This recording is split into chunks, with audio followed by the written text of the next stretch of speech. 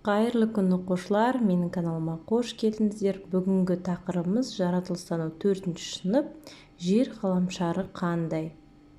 Бүгінгі тақырыпта сен жер бетінің қандай болатынын білесің, материктер мен мұхиттардың ерекшелігімен танысасың.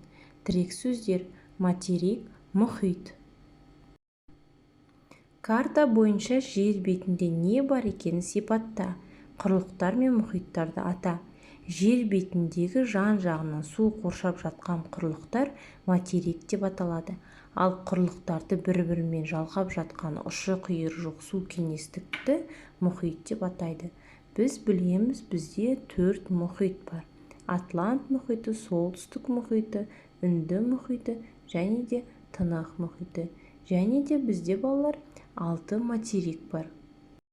Олар: Солтүстік Америка, Оңтүстік Америка, Антарктида, Африка, Еуразия, Австралия. Материк жан-жағынан қоршап тұрған үлкен құрлық жер. Жер бетінде 6 материк бар: Еуразия, Африка, Солтүстік Америка, Оңтүстік Америка, Антарктида, Австралия. Жер бетінде су 4 мұхитқа бөлінеді. Оларға Тынық, Атлант, Үнді және солтүстік мұзды мұхиттар жатады. Ең үлкен мұхит Тынық мұхиты, ең кіші мұхит солтүстік мұзды мұхиты. Аты айтып тұрғандай, бұл мұхиттың бетін түгелдей мұз жауып жатыр.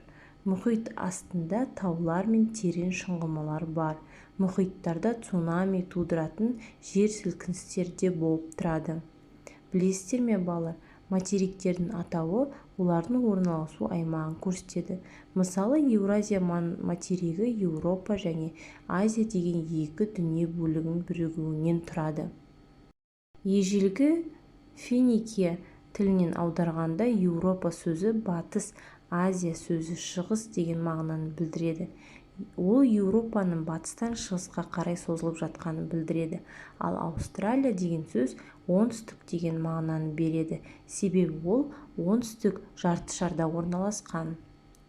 Назарларыңызға рахмет оқушылар.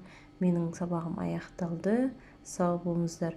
Менің каналыма жазылуды ұмытпаңыздар.